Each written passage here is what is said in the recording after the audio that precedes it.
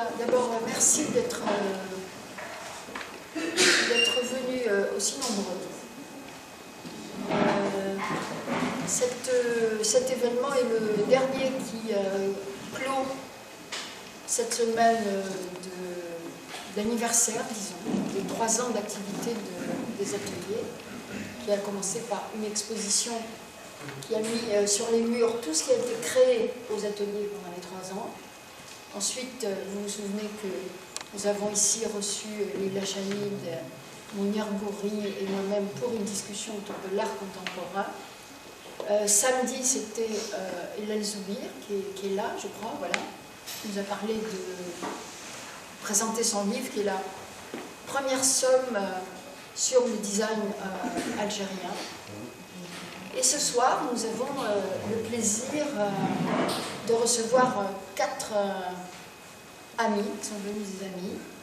Et je vais, contrairement à l'usage, commencer par Massinissa Slemani. D'abord parce que Massinissa, je voudrais te dire que je trouve très généreux de ta part et très fraternel et partageur, je ne sais pas si le mot existe, n'est-ce pas, de vouloir venir à Alger avec des amis à toi qui sont des personnes importantes dans le domaine sur lequel tu travailles, dans le dessin. Et cette démarche, je l'apprécie beaucoup et je pense que nos amis ici l'apprécient, comme d'ailleurs non seulement les amis des ateliers, mais aussi les artistes qui sont là et que je vois assez nombreux. Je t'ai rencontré à Tours, dans ton atelier, sur ton lieu de travail, et tout de suite cette idée est née. Tu as tout de suite dit que tu avais envie de venir, et il a fallu au fond très peu de temps, 3 mois, pour concrétiser cet événement qui réunit malgré tout 4 personnes qui viennent d'ailleurs, et on sait combien ça prend du temps et que ça prend des efforts, etc. Voilà. Donc je voulais, contrairement à l'usage, commencer par toi pour te remercier. Évidemment, je vais remercier aussi Philippe Piguet d'être avec nous, parce que Philippe m'a donné un curriculum de 16 pages que je vous demande d'ailleurs voir sur Internet, on doit pouvoir le voir, oui. Philippe est un grand spécialiste du dessin, puisque nous allons parler du dessin, mais de beaucoup d'autres choses aussi. Il a exercé pratiquement tous les métiers qu'on peut exercer dans le domaine de l'art, de la critique, commissaire, il a fait des films, des préfaces, etc., etc. Mais vous aurez l'occasion de mieux le connaître. Ensuite, nous avons avec nous... Philippe partout, voilà. Et nous avons avec vous, nous avons Mathieu, qui est à droite. Mathieu qui est plasticien et qui a en plus une passion pour le cinéma, qui a pu visiter la Cinémathèque ce matin, que moi je n'ai pas encore visité la nouvelle, je ne sais pas à quoi elle ressemble vraiment, mais c'est vrai que c'est un lieu un peu mythique et dans lequel on a beaucoup passé de temps et on a beaucoup rêvé. Ensuite, je vous présenterai Fabien.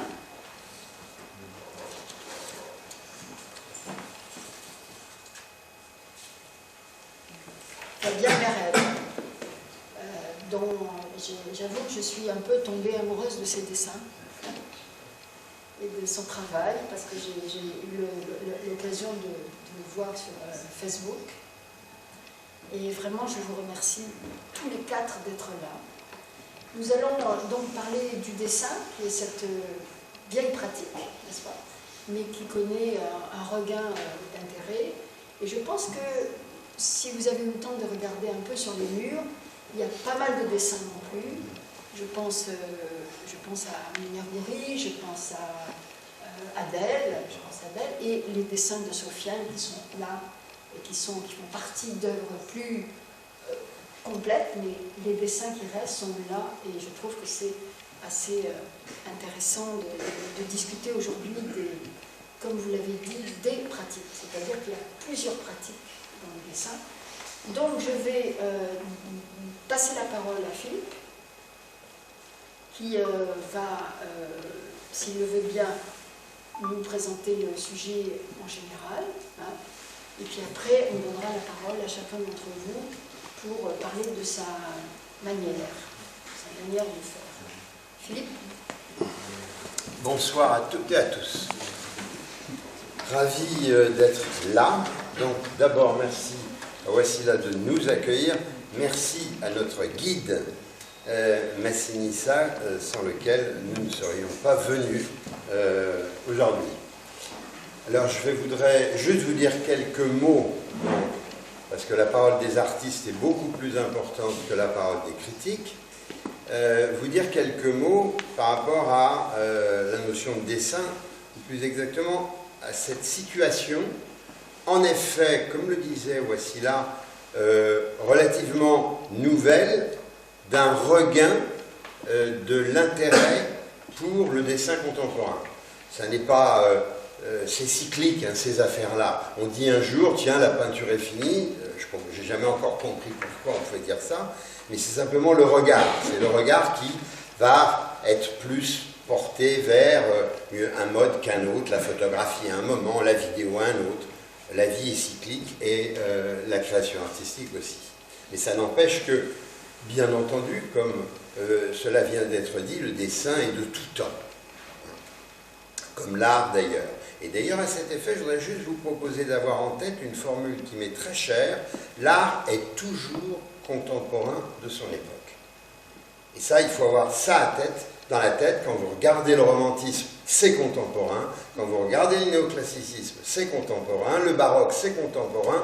Et le contemporain, c'est d'autant plus contemporain, puisque vous êtes là pour le voir, le regarder. Par rapport au dessin, je voudrais juste vous raconter en quelques mots comment les choses, dans l'intérêt que j'ai pu porter à cet exercice, est arrivé. Alors je ne vais pas vous faire l'histoire par rapport à mes études de l'école du Louvre, où je m'étais mis en spécialité de l'histoire du dessin, mais plutôt aller dans l'actualité de mon activité. Il y a une quinzaine d'années bientôt, je crois, je travaillais avec une galeriste qui m'avait donné une carte blanche. Je lui avais fait une exposition uniquement d'œuvres sur papier. Et puis elle était venue me voir en me disant « J'aimerais bien créer une foire d'art contemporain off par rapport à une foire qui se trouve à Paris au printemps qui s'appelle Art Paris. » Et je lui ai dit d'emblée « Je ne pense pas que ce soit une bonne idée, il y a plein de foires d'art contemporain off. Il manque un truc, c'est un salon du dessin contemporain. » Et ça a été créé en 2009 sous ce nom, en 2008, pardon, et en 2010 a pris le nom de Drawing Now. Donc, moi, je n'ai jamais fait d'anglais, mais c'est même moi qui ai inventé Drawing Now, alors, vous voyez. Donc, je pense que tout le monde comprend Drawing Now. Et il est vrai que depuis cette période, eh bien, ça a donné au dessin la possibilité d'une visibilité, d'un regard particulièrement ouvert et riche, et que beaucoup d'artistes se sont peut-être... grâce à cela, je ne voudrais pas dire que ce soit grâce seulement à cela, bien sûr, mais en tout cas, on constate depuis une quinzaine d'années que le dessin a gagné, en fait, ses lettres de noblesse, disons-le. Il a été longtemps tenu comme marginal, secondaire, préparatoire exclusivement, alors que le dessin, c'est un mode d'expression à part entière. Comme la peinture, comme la sculpture, comme la vidéo, comme la photographie, comme aujourd'hui l'installation ou l'environnement. Hein, Dieu soit loué, la création artistique contemporaine, c'est quelque chose de vif. Donc ça ne s'arrête pas, et c'est notre plaisir.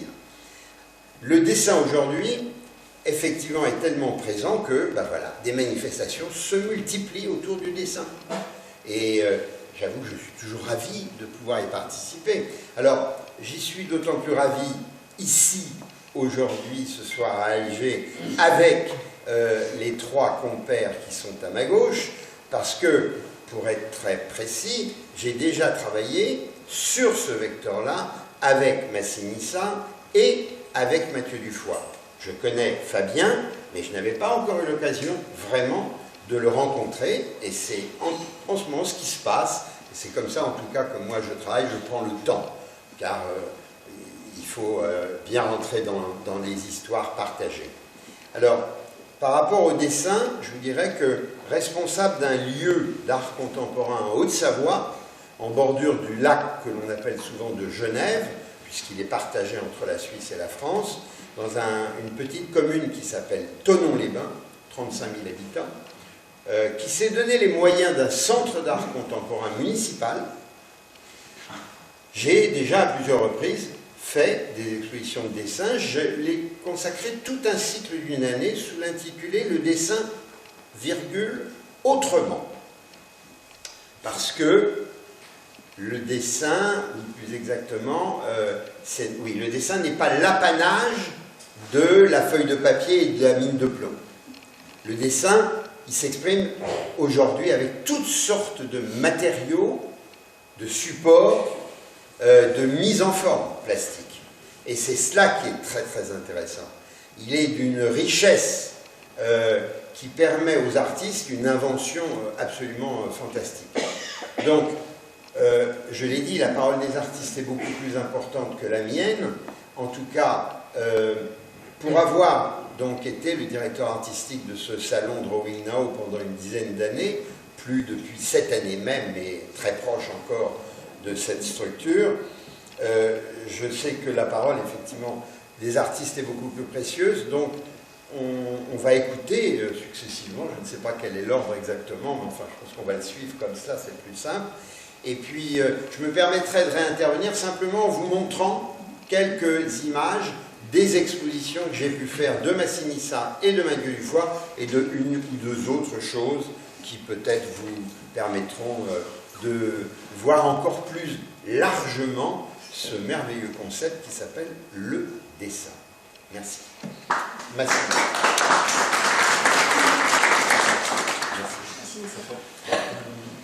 Bonsoir.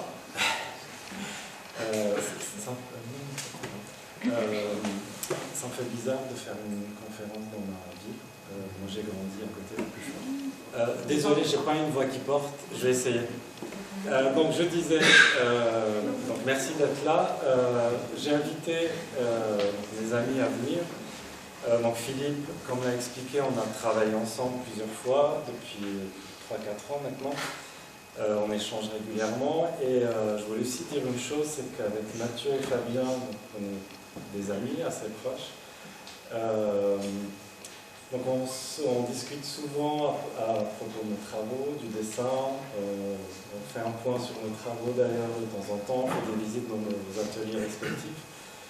Et j'aimerais les remercier aussi parce que dès que je leur ai dit, j'ai à peine fini de demander s'ils venaient venir à Alger, ils étaient déjà en train de regarder les billets d'avion et les disponibilités pour venir. Donc merci d'être là. Et je me disais que j'allais d'abord vous laisser la parole, vous êtes nos invités. Et peut-être Mathieu, avec plaisir.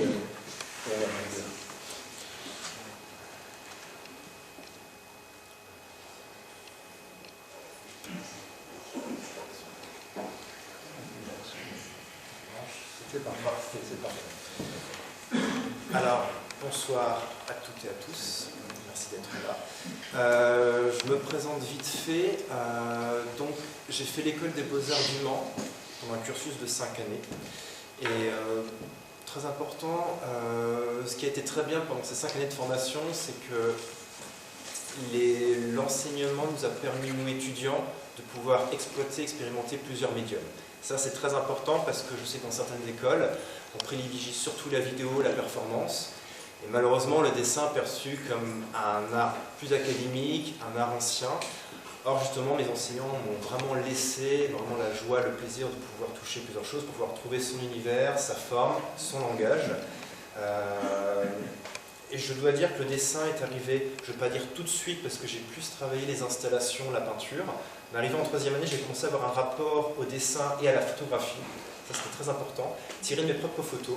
Ça pouvait être des parties de corps photographiées, aussi beaucoup d'errances nocturnes.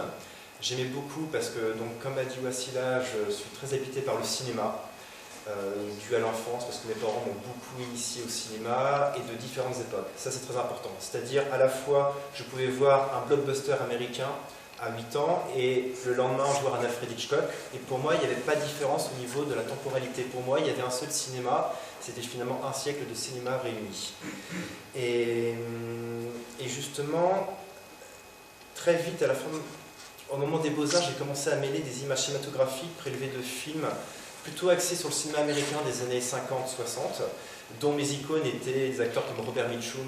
J'avais vraiment la fascination des images, et ça c'est très important parce que l'image, pour moi, il doit y avoir tout de suite une aimantation, quelque chose qui m'attire sans trop savoir pourquoi, et à la fois la pointe du crayon est comme une sorte de scalpel qui me permettrait vraiment de comprendre est-ce que ça vient de la texture, est-ce que ça vient de l'aura de l'image, de son histoire, et surtout comment après j'en fais quelque chose de beaucoup plus personnel, parce que le but n'est pas de faire un copier-coller, mais d'essayer de voir moi, dans mon époque, avec ma culture contemporaine et surtout mes outils numériques, comment moi je peux travailler la texture du cinéma, de la pellicule, et ça c'est quelque chose qui est très très important.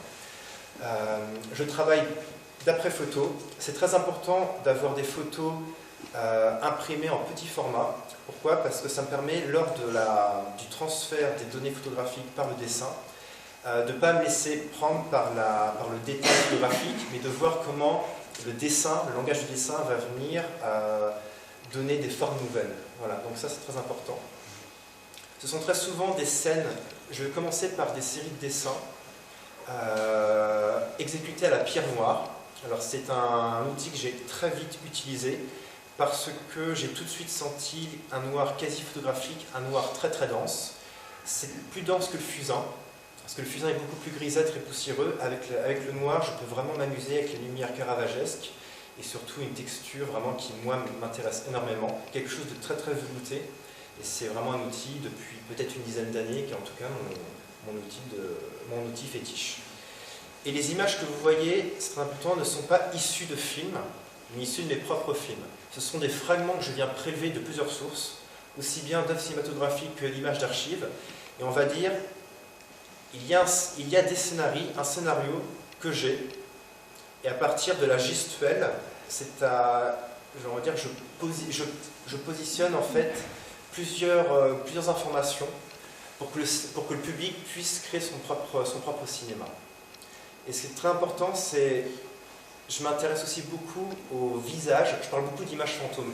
C'est-à-dire quand je vais par exemple à la cinémathèque ou voir des films, ne pas me focaliser que sur l'acteur principal, mais voir tous ces corps comme une sorte de spectre qui bouge à travers l'image imprimée, et de me dire que ces gens-là, avec la focale, leur visage est très légèrement flou, pourtant ce sont des personnes qui ont une identité, et le fait de pouvoir les prélever par le biais du dessin, c'est quelque chose, moi, qui me touche énormément, et de me dire que tous ces corps, par exemple, qui sont issus d'époques différentes, de provenances différentes, qui se retrouvent d'un seul coup en 2014, unis comme quelque chose d'intime, avec presque un mystère qu'ils ont en commun, que nous, on n'arrive pas tout à fait encore à percevoir ou à comprendre. Voilà, c'est dans, en tout cas, cette idée-là que je réalise des dessins. Parfois, des dessins qui me permettent à me faire des films d'animation. Je vais revenir beaucoup plus précisément là-dessus, justement, sur questionner les différentes formes de dessin. On est vraiment dans un rapport très, très photographique, mais surtout très important d'avoir presque un travail d'effacement. Présentation, mais d'effacement des visages, des corps. Également des grands espaces de lieux en ruine. Ça peut être des théâtres, ça peut être des scènes d'opéra, des endroits, des lieux. Très important de vous dire que ces espaces-là, c'est l'unification de plusieurs espaces différents. Par exemple, ça peut être une toiture qui peut provenir d'un espace à Berlin, une autre partie d'un autre lieu. Et pour moi, ça en devient presque aussi une scène où il pourrait y avoir aussi des actions. Voilà, ça pourrait être une image, donc, dans plusieurs années, pouvoir réinterpréter cette image-là, la réutiliser autrement. Et surtout, là où il y a eu un déclencheur, c'est, avec l'amour que j'ai du dessin, c'est l'idée de me dire, j'ai commencé à m'ennuyer à faire du dessin sur papier. Quand je dis sur papier, on va dire avec le cadre conventionnel du papier.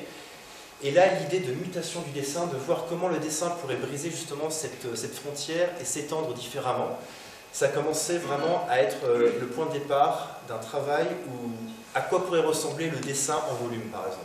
Voilà, comment il pourrait évoluer et comment évoluer justement la gestuelle et le traçage du dessin. Ce que vous voyez derrière, c'est une maquette. Hauteur, elle doit faire 75 cm. Tout est fait en papier.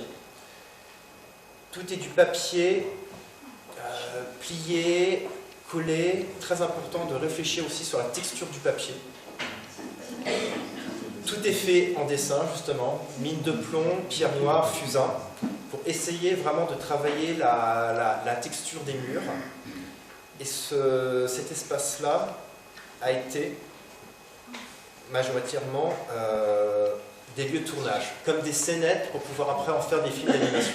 Donc moi, c'était très important d'essayer de voir comment le langage du cinéma peut faire évoluer mon travail de dessin. Et il y avait eu ce film qui m'a très très vite intéressé, que le film de Antonioni Blow Up, avec ce photographe qui va prendre en photo un parc, et plus il va zoomer dans l'image, plus il va faire des agrandissements de son image, plus il va commencer à percevoir des formes derrière justement derrière la végétation, des visages, un corps allongé. Et finalement, ce qui est intéressant, c'est que plus on zoome dans l'image, plus il y a une vérité qui commence à se révéler, mais à la fois il y a aussi le problème de la texture, parce que plus il zoome, plus justement on arrive à quelque chose d'abstrait. Et moi, c'est une manière justement de me dire, avec mon travail très minutieux, peut-être que la lentille de la caméra peut me permettre justement d'aller encore plus loin, et surtout avec le langage du montage, donc on va dire tout simplement avec le dialecte du cinéma.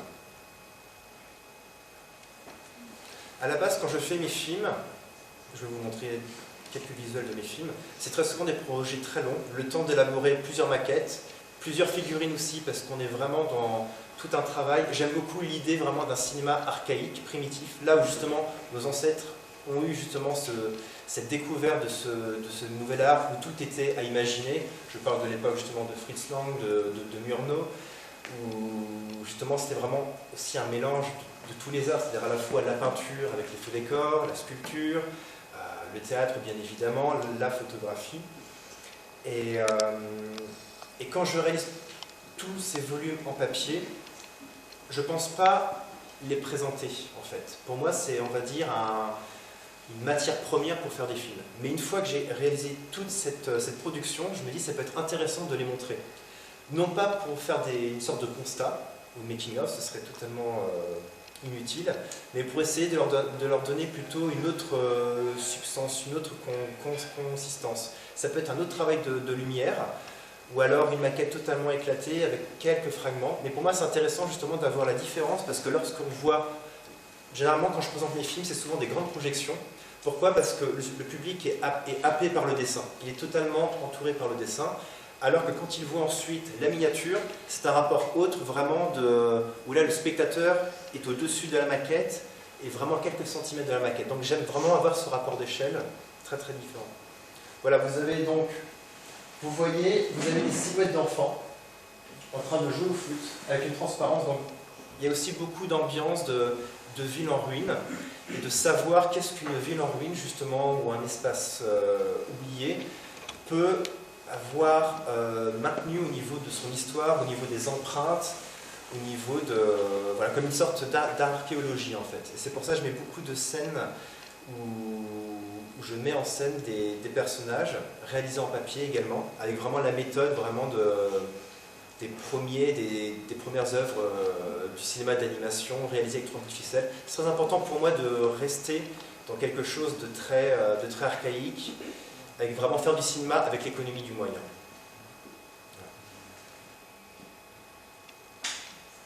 Voilà, donc, par exemple, on a cette danseuse qui va faire une sorte de performance, et cela va me donner à peu près une trentaine de dessins. Voilà, vous avez un exemple justement avec un nourrisson, où on est vraiment aussi dans le rapport des premières expérimentations du cinéma avec Mary Muybridge, avec la décomposition du mouvement. Donc il y a vraiment tout le travail, ensuite des figures. J'en suis là. À la fois je redécouvre aussi la sélection de mes images. Voilà. Là je n'ai pas encore trouvé l'astuce le moyen de présenter tous ces visages, mais c'est en cours.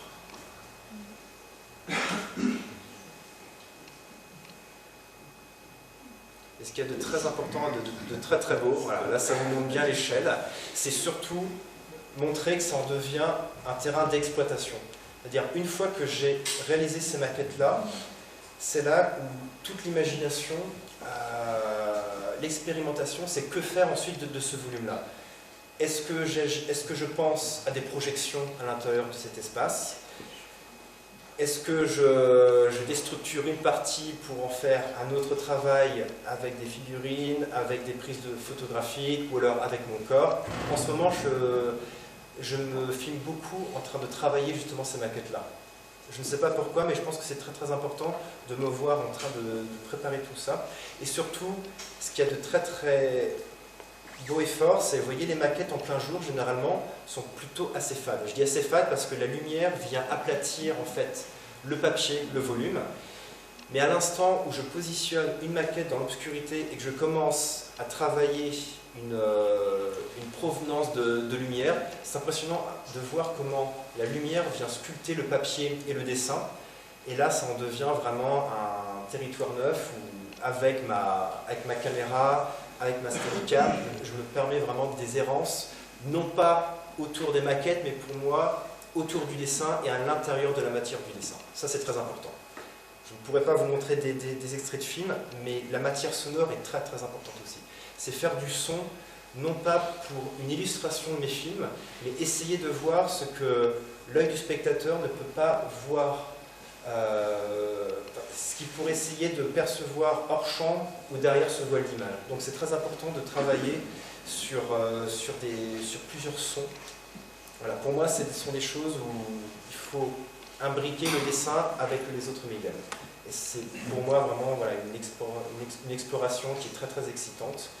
Et là, dans des projets à venir, très longs, parce que ça me demande une production cinématographique plus importante avec travail de producteur, mais j'aimerais beaucoup travailler avec des chorégraphes pour essayer de réfléchir quelle est la relation aussi entre le dessin et les danseurs. Il y a eu des artistes qui ont travaillé cette question-là, où cette fois les corps des danseurs étaient les outils du dessin, les lignes de crayon, tout ça. Mais est-ce qu'il n'y aurait pas un autre moyen aussi, dans un espace, à mettre en scène des corps, jouer sur des projections ou autre chose? Là, c'est en cours d'écriture, mais voilà, je suis continuellement, à chaque fois, il y a toujours un cycle. Une fois que je me concentre sur des maquettes, le dessin sur papier me manque, donc je reviens à ça, et ainsi de suite, dans quelque chose de beaucoup plus conséquent, et avec des projets aussi qui me demandent un très très long beaucoup de temps, parce que j'aime l'idée vraiment de rester enfermé avec mes œuvres pendant très très longtemps, parce qu'il y a un rapport physique qui se crée, et j'espère toujours qu'il va y avoir quelque chose, une révélation implicite qui apparaît, tout comme le photographe de blow-up, où à un moment, en regardant un détail, il y a quelque chose qui va surgir. Donc ça, j'espère toujours être surpris par mes dessins. Merci.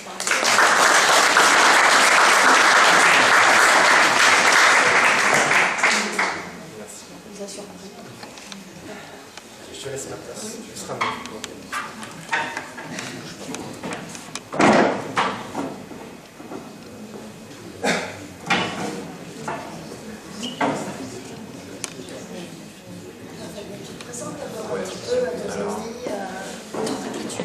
Tout d'abord, je voulais remercier Wassila de nous accueillir ici et Massinissa de nous avoir amenés jusqu'à Alger. Effectivement, on n'a pas hésité très longtemps, voire pas du tout. C'était une ville un pays qu'on avait envie de découvrir. Pour ma part, et je pense que Mathieu, c'est la même chose, on a été soufflé. Et voilà, on est très heureux d'être là. Donc, je suis dessinateur, sculpteur depuis pas très longtemps, mais bon, disons dessinateur. J'ai fait les Beaux-Arts de Paris. J'ai toujours eu une pratique de dessin depuis tout petit. enfant, voilà, j'étais le petit garçon qui était dans un coin en train de dessiner. J'ai eu une expérience un peu différente de celle de Mathieu aux Beaux-Arts, parce que c'était une période où en fait le dessin était encore considéré comme une pratique préparatoire. Je me suis entendu dire bon, c'est bien gentil, mais maintenant qu'est-ce que vous allez faire? J'avais rien d'autre à proposer que le dessin. Je vais commencer à vous montrer pour que vous compreniez un petit peu, pour pouvoir m'adosser à ces images-là sur mon propos.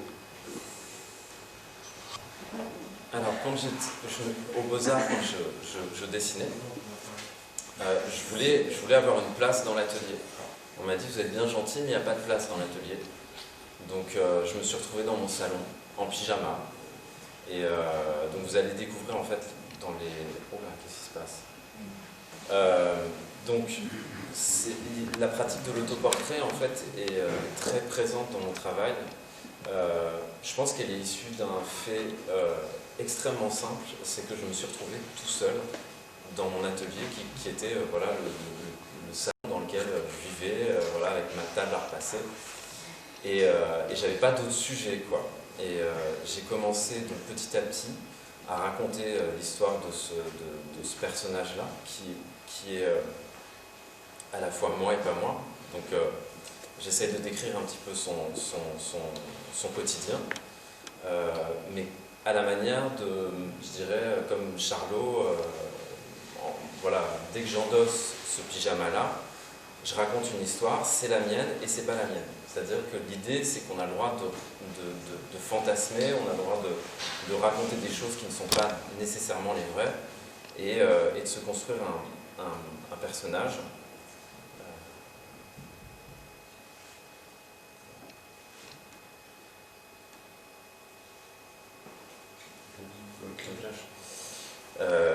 Qui est capable de faire tout un tas de choses.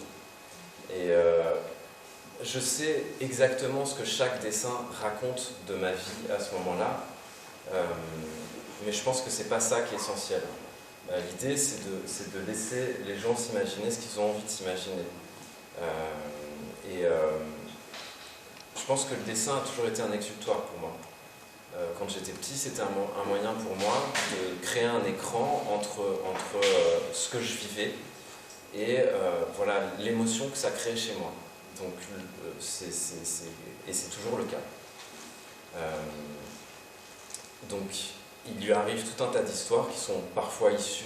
J'ai une passion pour la mythologie grecque. Donc, des fois, mon personnage se transforme en Actéon. J'ai une passion pour un artiste qui s'appelle Martin Schongauer, qui est un contemporain de Dürer. Donc des fois je reprends certaines de ces images et je les incorpore pour raconter ce qui se passe aussi. C'est les affres d'un... C'est le 16e. C'est le 16e.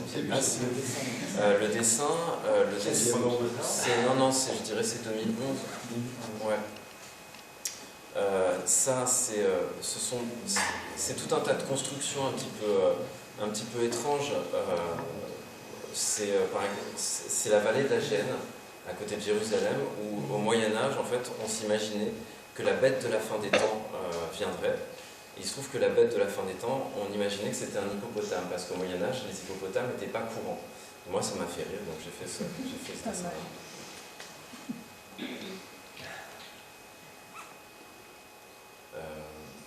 Il y a une présence très très forte de la nature dans mon travail. Mon corps s'hybride très souvent avec des arbres. Il y a une chose que j'aimerais dire. Je ne pense pas qu'un artiste sache exactement pourquoi il fait les choses au moment où il les fait. Je pourrais vous raconter tout un tas de choses, je pourrais prendre une posture en vous disant écoutez, voilà, je savais exactement ce que je voulais dire, c'est lié à telle chose, c'est pas toujours le cas. J'ai mis beaucoup de temps avant de comprendre pourquoi mon corps s'hybridait, pourquoi il y avait des arbres, pourquoi il y avait tout ça. C'est un travail qui se fait sur le long terme et parfois on n'a pas de réponse. Et parfois on les a, il y a un déclic, il y a quelque chose qui se passe qu'on ne comprend pas. Et dans mon cas, ce rapport que j'ai pu avoir avec les arbres et avec la nature, j'ai tiré le fil. Je me suis dit continuons. C'était, je pense, une sorte de goût pour vraiment l'envie de créer ces détails, de dessiner les choses avec précision. Et petit à petit, je me suis rendu compte que pourquoi je dessinais tout ça. C'est cette distance que l'on met en étant citadin, en vivant en dehors de la nature. Je pense que mon besoin était celui de me réapproprier cette nature-là, feuille par feuille, détail par détail. Et puis, voilà, mon quotidien a petit à petit pris de plus en plus de place dans mon travail. Ma femme est tombée enceinte, je l'ai décrit.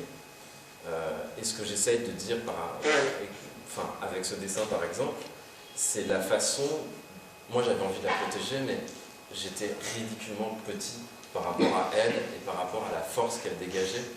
Donc c'est à peu près ce que raconte ce dessin-là.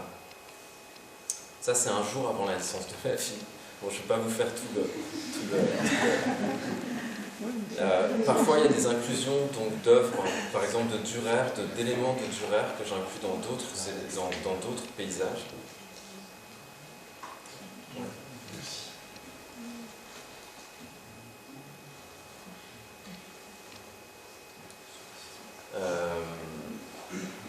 Donc ça, c'est le Nil sur la Loire, d'où on vient tous les trois. J'ai eu ma fille, et il y a le stress. Le stress de se dire, bon voilà, je suis un papa, je vais pouvoir la mener à travers les différents événements de sa vie. Cette actualité chaotique, quand même. Toujours cette hybridation. Comment dire, la sensation de plus en plus grande qu'en fait finalement on est des animaux, quoi. Moi je ne me sens pas autre chose qu'un animal, quoi. Et avec mes enfants encore plus.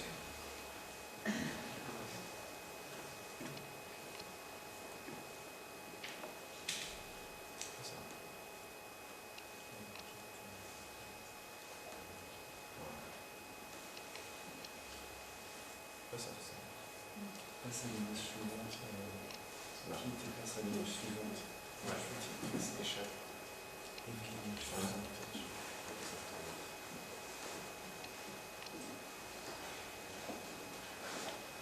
Donc toujours des îles. En fait, petit à petit, la nature autour de moi est venue prendre de plus en plus de place. Et donc s'intègre de manière de plus en plus forte dans mon travail. Avant, par exemple, les images, j'allais les piocher sur Internet. C'était pas nécessairement des photos que je prenais. Et de plus en plus, on vit au bord de la Loire. J'ai commencé à me balader à vélo et à m'immerger dans ces paysages-là. Et ils sont devenus de plus en plus importants.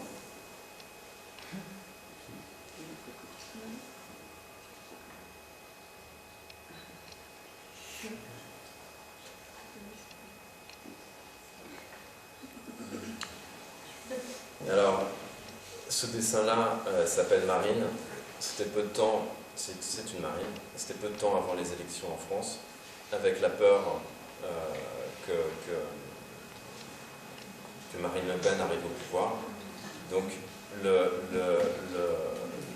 mon travail, en fait, résonne avec l'actualité de manière assez... c'est jamais frontal, mais c'est toujours présent.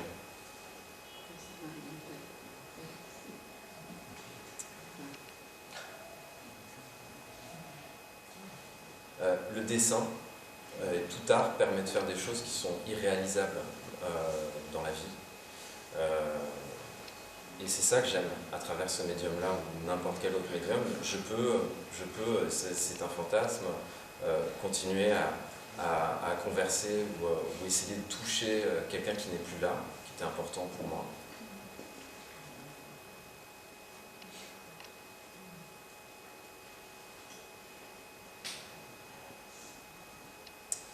Et j'ai une pratique depuis maintenant un peu plus de 10 ans où je reprends mes propres dessins d'enfants, où je redessine dessus. Là, dans ce dessin, il se trouve que ma maison est jaune. Elle est un peu... c'est pas tout à fait, elle n'a pas tout à fait cette tête-là, mais bon, quand j'ai vu ce dessin de 1985, ça m'a paru voilà, évident qu'il fallait que je le réinvestisse, que je redessine dessus, et je me dessine avec donc, mes deux enfants. Donc voilà, en dessin on peut voler, voilà, on peut faire tout un tas de choses qu'on ne peut pas faire dans la réalité.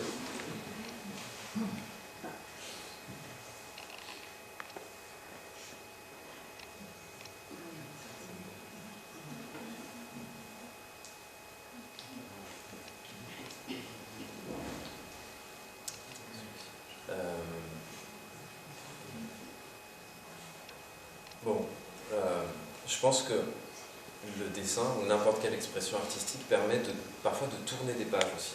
C'est le cas de ce dessin-là. C'est juste ça nous permet de... Mathieu, tu disais que ça permettait de formaliser ton rapport peut-être aux choses. Le dessin, voilà, pour moi, ça sert exactement à ça, à me dire, bon voilà, comment je peux mettre un point final à quelque chose qui m'est arrivé dans mon existence. Voilà, ce dessin, typiquement, c'est le cas.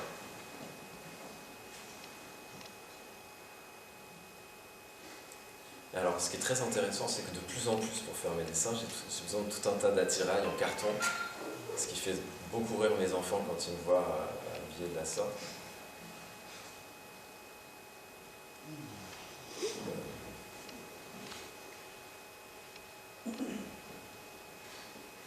Et de plus en plus, maintenant, je viens m'inclure dans le...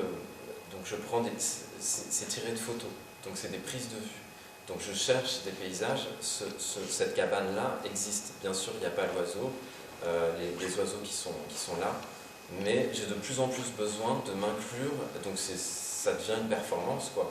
Je mets mon pied, je mets ma photo, je cours, les gens me voient en pyjama sur la plage, mais bon, je ne saurais pas vous dire pourquoi j'ai besoin de ça, mais c'est ce rapport-là à la nature, c'est peut-être le moyen pour moi de me réapproprier cet espace-là dont on est petit à petit exclu, où je sens que j'en suis exclu. Alors là, on est toujours dans la problématique de Marine Le Pen. Where, je ne sais pas. Alger.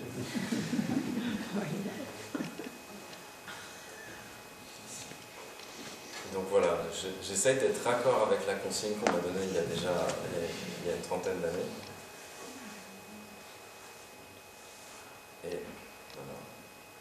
voilà. Depuis quelques années, mes dessins sont devenus des sculptures. Sachant que pour l'instant, je ne pense pas que c'est au point. Je pense que c'est le début de quelque chose, parce que transcrire un monde dessiné en 3D, il y a toute une partie de l'onirisme, de la poésie qui s'échappe, parce qu'en sculpture, on rentre dans le réel des choses, et je peux pas faire voler un personnage, il y a tout un tas de choses qui deviennent impossibles. Donc pour l'instant, moi je considère ça vraiment comme un travail de recherche dans les matériaux. Ça c'est du silicone, donc ça apporte quelque chose de très réaliste, mais qui n'est pas, aimé parfois d'aussi un peu morbide, j'ai eu l'occasion aussi, donc j'avais fait un dessin que je vous ai montré précédemment, où je porte un éléphant. Ma galerie à Hong Kong m'a dit, écoutez, voilà, on aimerait beaucoup que vous fassiez une sculpture monumentale. Et je sais pas, en fait, on s'est rencontrés grâce à ce dessin-là.